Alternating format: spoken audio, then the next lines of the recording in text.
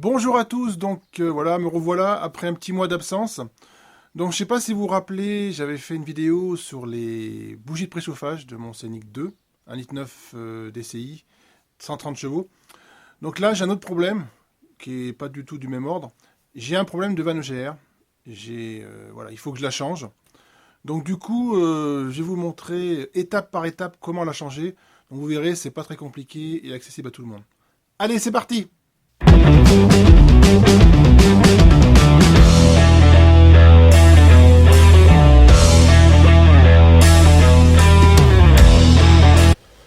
Donc pour commencer, on enlève la plaque moteur qui est ici, protection de moteur insonorisante.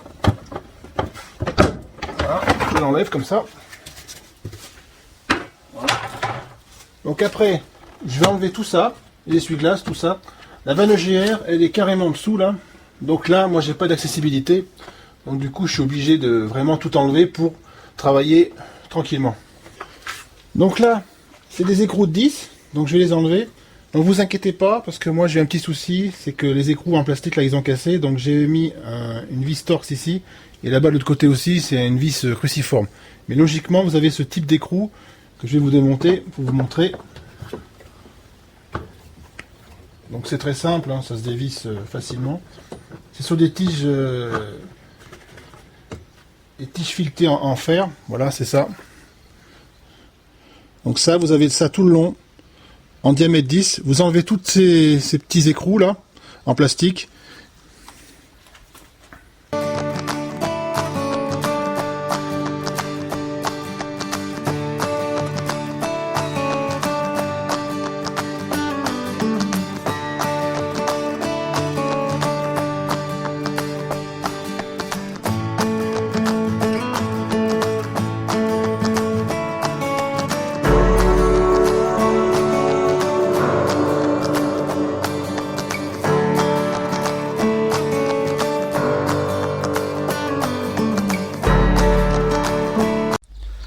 Donc pour défaire le gros plastique que j'ai défait les écrous à l'instant, il faut que j'enlève les essuie-glaces.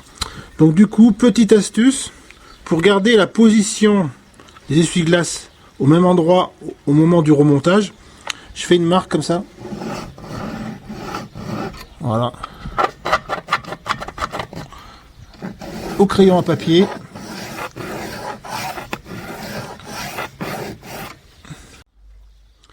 Donc je fais pareil pour l'autre, évidemment. Comme ça, j'aurai pas de soucis. Donc ensuite, je peux défaire les essuie-glaces. Donc il y a les petits capuchons en plastique. Donc je les enlève. Je vais commencer par celui-là. Donc là, c'est une clé de 16. Diamètre 16. Hop. Voilà. J'enlève l'écrou. Je défais l'essuie-glace. Donc autant celui-là je pouvais le défaire qu'une clé à pipe, autant cela je suis obligé de prendre une clé patte parce que la clé à pipe ne passe pas. Donc c'est pas très grave. Voilà.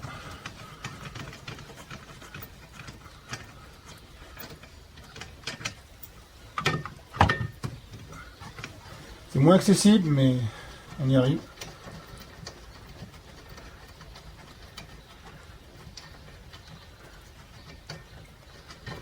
Voilà, donc les fameux écrous.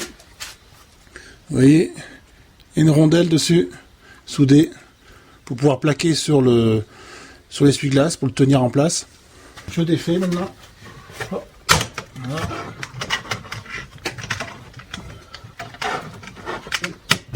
Voilà. C'est défait. Donc ensuite, je défais ces petits joints qui sont là, sur le côté. J'enlève. Donc avant de défaire le plastique entièrement, vous avez ces petits plastiques là qui sont là, qui sont clipsés avec une agrafe. Donc ça, il faut l'enlever absolument. Vous faites pareil de l'autre côté. Donc là, logiquement, il n'y a plus rien qui le retient. Voilà. Donc c'est en deux morceaux, j'ai oublié de préciser. Voilà. Donc on enlève tout ça. Hop. Donc pour accéder, il faut que je défasse cette plaque en tôle. Donc elle est en deux parties, il y en a une là et une là. Donc celle qui m'intéresse, bien sûr, c'est celle-là. Donc pour ceci, toujours la clé de 10, donc c'est assez facile au niveau diamètre parce que c'est tout en 10 apparemment. J'avais démonté une fois mais je ne m'en souvenais pas. Voilà, j'ai défait ce petit support.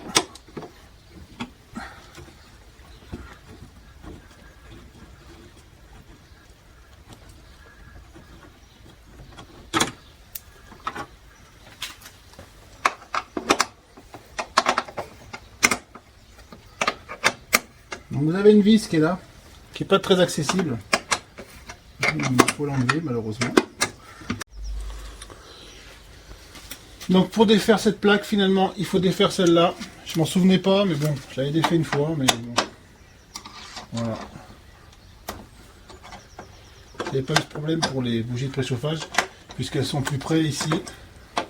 Mais pour la vanne EGR, je suis obligé de tout défaire. C'est pas grave en soi, hein. C'est juste une vis à défaire.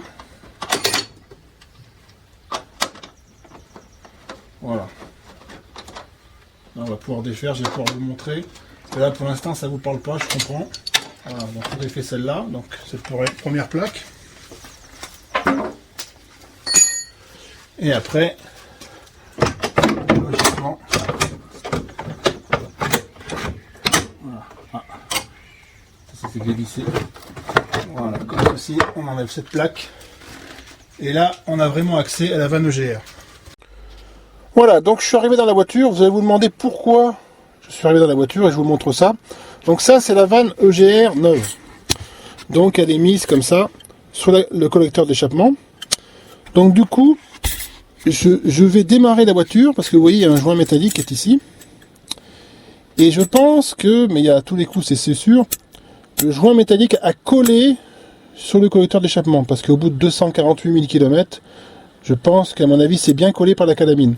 Donc je vais faire tourner ma voiture pour pouvoir dilater toute cette partie et aussi sur le collecteur d'échappement, ce qui va permettre d'enlever plus facilement, je dirais, la vanne EGR. Donc c'est parti, je démarre la voiture. Je la laisse environ 15 minutes tourner pour que ce soit bien chaud. Et après on revient au démontage de la vanne EGR.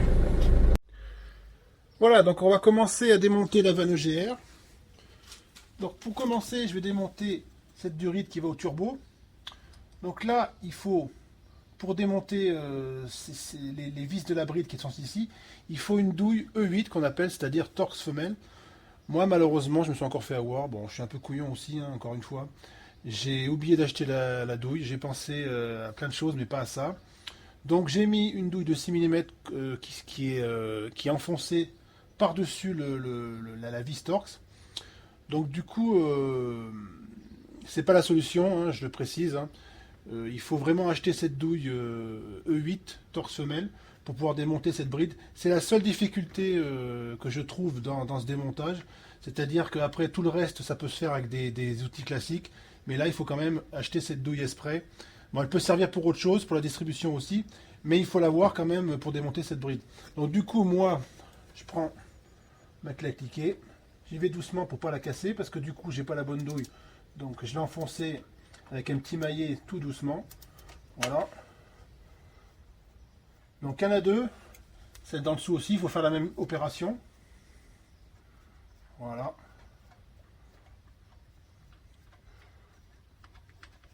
Donc on voit bien le joint là. Qui est là. Le joint métallique. Donc moi j'ai pas de fuite apparente, donc je ne vais pas le changer. Il arrive que, bien sûr, il y a des fuites, donc évidemment, il faut le changer. C'est souvent que ça fuit au bord du tuyau, là aussi. Hein. Ça arrive à fuir un petit peu, quand même, dans l'encolure, là. Donc, je vais dévisser l'autre vis. Donc, j'ai mis une rallonge pour pouvoir dévisser celle du dessous.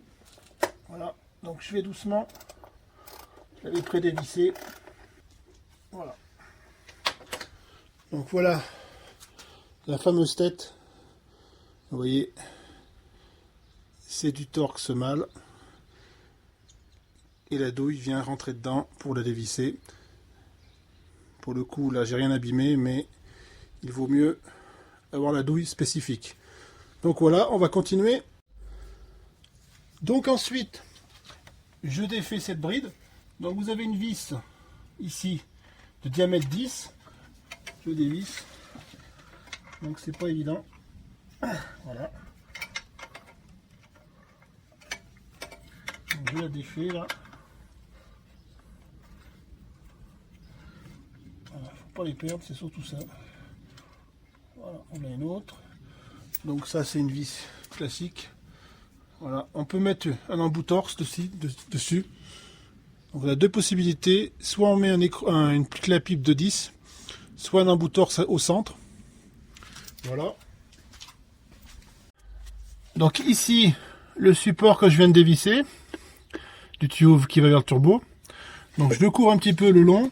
Donc là, c'est la tétine qui supporte la plaque du moteur que j'ai enlevé tout à l'heure au début. Vous descendez un petit peu.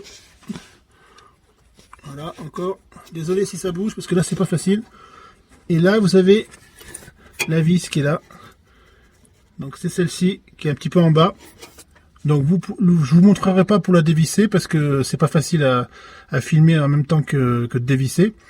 Mais c'est le même principe que le support que je vais montrer à l'instant. Il n'y a pas de problème. Donc, maintenant, je peux la défaire, la durite. Donc, voilà, comme ceci. Donc, je la défrais. Voilà, je la laisse un peu comme ça. Hop. Bon, c'est pas grave. Donc ce que je vais faire maintenant, il faut que je démonte la tubulure d'admission, tout ça là. Il faut que je défasse la durite qui est en dessous pour pouvoir accéder à la vanne EGR.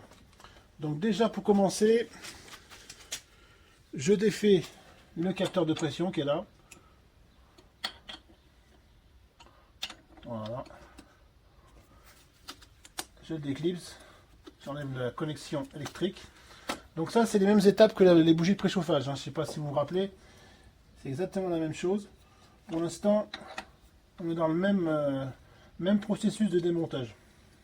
Donc je l'enlève. Voilà. Tac. Hop, je la mets de côté. Surtout pas la perdre, bien sûr. Après, là, vous avez cette durite qu'il faut enlever. Parce que bien sûr, pour démonter ça, il faut que je soulève, il faut que je l'enlève, comme ça je la décroche. Donc du coup, il faut que j'enlève cette durite. Donc là, c'est très simple. Je dévisse, pardon. Je déboîte. Hop. Je la coince là. Et elle m'embête plus. Voilà. Hop. Voilà. Donc après, je vais dévisser ici. Je défais les deux vis qui sont là, qui tiennent la tubulure d'admission sur la vanne EGR. Donc là, c'est du torse de 40. Donc en avant. Hop. Attendez, je vais faire levier parce que ce sera bien plus simple. Voilà. Je vais faire défaire l'autre aussi. Voilà. Maintenant qu'elles sont débloquées. Assez longues. Pour les avoir défait il n'y a pas longtemps. Mais évidemment, je ne me doutais pas que la vanne EGR allait me jouer un petit tour. Voilà. Je défais ces deux vis. Ensuite, je défais ce branchement électrique qui est là. Et là, avec mon tournevis plat, je débranche cette durite d'arrivée d'air. Voilà. Elle est peut-être un peu récalcitrante, je l'admets. Voilà. C'est normal. C'est un petit peu collé. Voilà, ça c'est défait. Tac. Je vais mettre plus bas pour pas qu'elle me gêne. Donc pour finir d'enlever la tubulure d'admission, il faut que je défasse le support, car ça la tient encore. Il y a une autre vis ici, donc là c'est du 10, c'est facile. C'est beaucoup d'étapes. Hein. Voilà. Je défais ce support qui tenait la durite que j'ai enlevé, la durite d'huile là. Voilà, j'enlève ce support. Et enfin, il reste cet écrou à dévisser, car vous voyez, elle tient encore, mais juste par cet écrou. Donc là, c'est plus du 10, c'est du 13. Donc faites attention. Voilà. Je vais la mettre de côté. Hop, voilà. Et là, je peux enlever la tubulure d'admission. Tac, voilà. Donc maintenant, démontage de la vanne EGR. Donc vous voyez, maintenant ça va comme ça. Moi je la lève un petit peu. Bon, ça risque rien normalement. Donc j'ai défait le joint qui est ici. Donc vous voyez, vous le nettoyez quand même. Hein. Vous le passez au samplon 95, c'est très bien. Ça va enlever la cadamine. Après vous le remontez. Donc après, je prends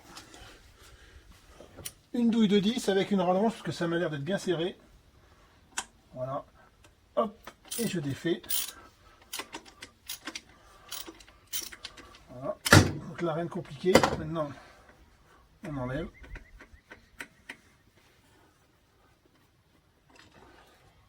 Donc on voit bien qu'elle est quand même sacrément encrassée. Après, vous avez une vis qui est là. Donc je prends une clé à pipe de 10. Voilà. Je dévisse.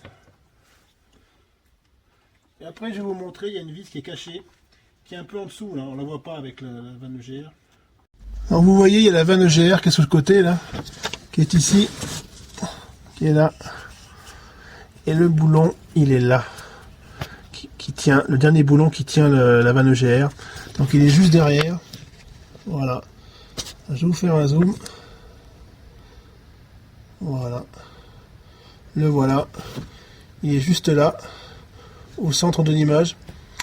Donc du coup là je vous montrerai pas, c'est pareil parce que vraiment c'est pas trop accessible pour le déboulonner et je peux le faire que hors caméra. Voilà, donc je vais défaire le dernier boulon.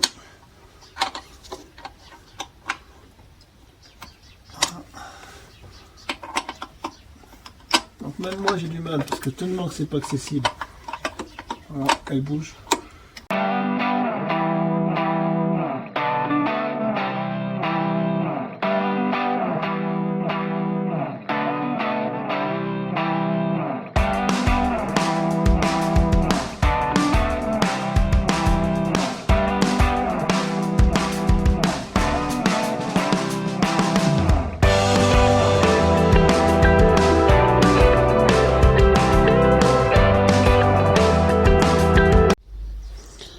Donc bien sûr, je débranche la vanne EGR électriquement.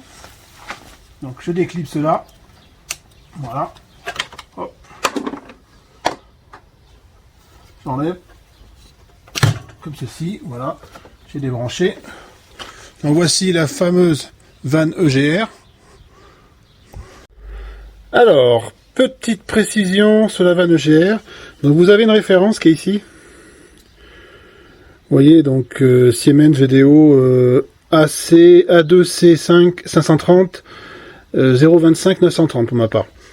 Donc du coup, je me dis avec ça, la référence, je suis bon, je regarde sur le site, je vois la référence dans la fiche technique, je me dis impeccable, je la commande, il n'y a pas de problème. Donc je la commande. Le site m'interpelle. Pourquoi il m'interpelle? Parce que il y a la connexion électrique, il y a deux modèles. Donc j'étais sûr de moi, hein, un litre 9 DCI, 130 chevaux, 2008, enfin tout correspondait vraiment, même dans la fiche technique. Mais il y a deux branchements possibles sur ce type de vanne EGR. Donc vous pouvez commander la vanne EGR, la bonne, mais vous pouvez vous tromper dans le branchement électrique. Donc ils m'ont dit, attention, vérifiez le branchement électrique. Donc ça se fait bien, ne vous inquiétez pas. Sans tout démonter, vous débranchez la connexion électrique. C'est pas facile, mais on y arrive. Car il faut vraiment vérifier ça, parce que vous voyez, je vais vous montrer. Attendez, dans le bon sens, voilà. Je vais vous éclairer ça. Vous voyez, là, il y a 5 broches. Donc ça, c'est le branchement de type ovale qu'ils appellent. Mais il existe un autre branchement qui s'appelle de type plat et qui a qu'une seule rangée de broches. Et moi, je m'étais trompé dans la commande. J'avais commandé la bonne vanne EGR, mais je n'avais pas pris le bon branchement. Donc ce qui fait que j'aurais reçu la vanne EGR, j'aurais été content de moi et tout, j'aurais pu la changer, mais j'aurais pas pu la connecter électriquement. Donc faites bien attention à ça. Donc le site c'est DP Auto, ça c'est à Bayonne, c'est un site français, et du coup je vous le conseille vraiment parce qu'ils ont été très pros. Sinon je commandais, j'étais embêté, j'aurais pas pu la brancher, j'aurais été obligé de la renvoyer. Donc vraiment, je vous conseille d'aller voir ce site. Donc je vous mettrai le lien en dessous de la vidéo. Donc je précise qu'il n'y a aucune communication commerciale pour ce site. C'est ma volonté de vraiment leur faire de la pub. Pour vraiment, voilà, pour que vous alliez voir. En plus, au niveau tarif, franchement, 85 € livré avec le port inclus. Donc c'est vraiment pas cher. Donc allez-y, vous verrez, il y a pas mal de pièces, ça peut vous aider. Alors ensuite, opération inverse. Donc c'est tout simple. Je mets ça comme ça. Hop. Voilà. Je mets un boulon là. Donc je prévisse.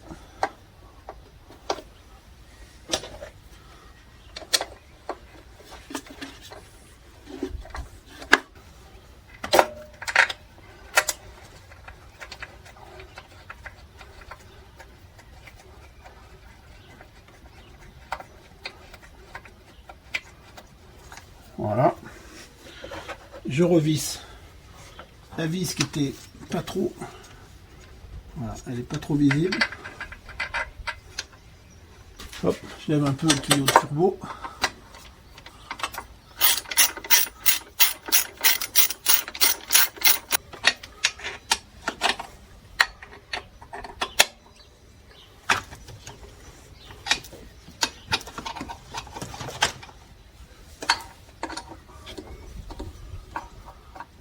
Je revisse la dernière vis qui est derrière, qui est cachée. Voilà. Ensuite, je remets le tuyau du turbo. Par contre, j'oublie pas de remettre le joint, donc je l'ai remis hors caméra. Donc c'est très simple, hein, il se clipse dessus comme ça. Hop. Attention au sens quand même.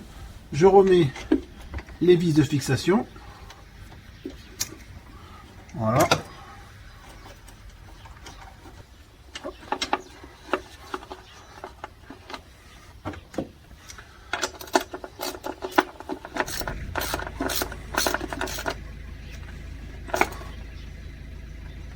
Voilà. Voilà, j'ai remis le tuyau du turbo. Donc après, je vais remettre la tubure d'admission. Donc rien de compliqué. Hop. Là j'ai un emplacement. Je vais visser déjà ça. Voilà. Donc le boulon de 13, vous vous rappelez. Hop. On visse. Alors la clé par contre je l'ai pas, désolé. Je reviens. Hop. Voilà. Donc je revisse.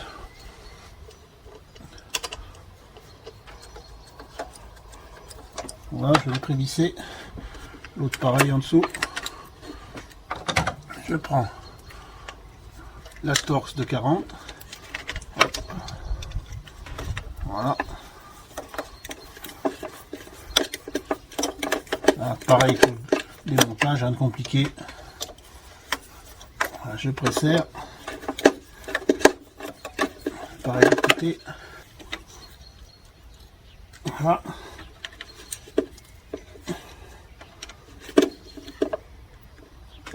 Voilà, là c'est serré. Après, je vais remettre la durite, la grosse durite d'air. Donc elle est là. Hop, je la rebranche.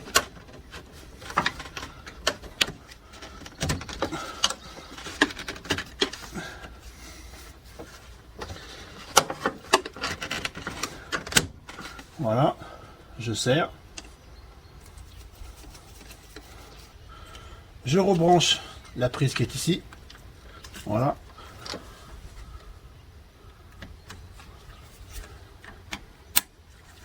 Voilà. Après, je remets le capteur de pression.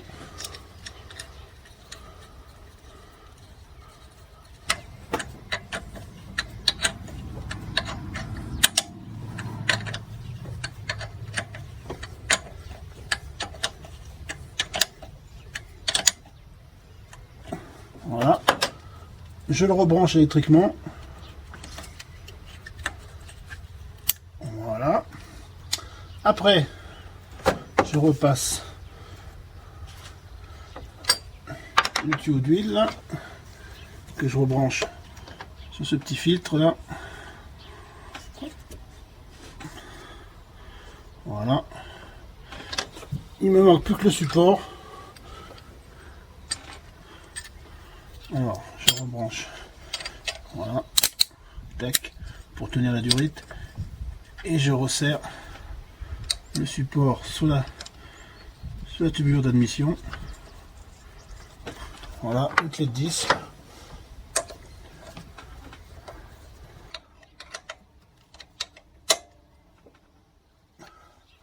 Voilà. Donc c'est terminé. Donc après vous faites le remontage de tous les plastiques bien sûr. Donc je voulais vous montrer que la partie mécanique. Donc cette vidéo est terminée, donc j'espère qu'elle vous aura plu. Donc bon, j'ai pas filmé toutes les étapes de remontage au niveau des plastiques, au niveau des essuie-glaces, parce que bon, vous savez, c'est l'inverse, c'est pas très compliqué. Je voulais surtout filmer la partie mécanique pour vous aider. Donc c'est vraiment pas compliqué finalement à changer une vanne EGR, notamment sur le Scénic 2, 1,9 litre DCI 130 chevaux. Bon, c'est pas toutes les voitures qui sont comme ça, il y a des voitures qui sont plus compliquées à démonter la vanne EGR, donc ça faut pas se le cacher. Donc ce qu'il faut savoir, c'est que les vannes EGR, bien souvent on les change parce qu'elles sont grippées ou très encrassées et on a une perte de puissance. Et quoi qu'encore, on peut les démonter, les nettoyer, donc ça c'est à qui tout double, ça peut marcher comme ne pas marcher, ça je vous préviens. Et aussi, panne un peu moins fréquente je dirais, le problème de connexion électrique au niveau de la vanne EGR. Il y a un dysfonctionnement, ça arrive et du coup ça fait toujours un message d'alerte au niveau du cadran, du tableau de bord du véhicule. Donc là on change systématiquement. Donc si vous avez des questions ou des commentaires, laissez-les-moi en dessous de la vidéo, j'y répondrai du mieux que je peux. Pensez aussi à vous abonner à la chaîne Vie Pratique des Outils. Vous pouvez aussi partager cette vidéo, ça peut peut-être aider des gens sur les réseaux sociaux à changer leur vanne EGR, leur donner des idées du moins. Et en attendant, donc, je vous souhaite une bonne semaine les bricoleurs et à bientôt. Au revoir.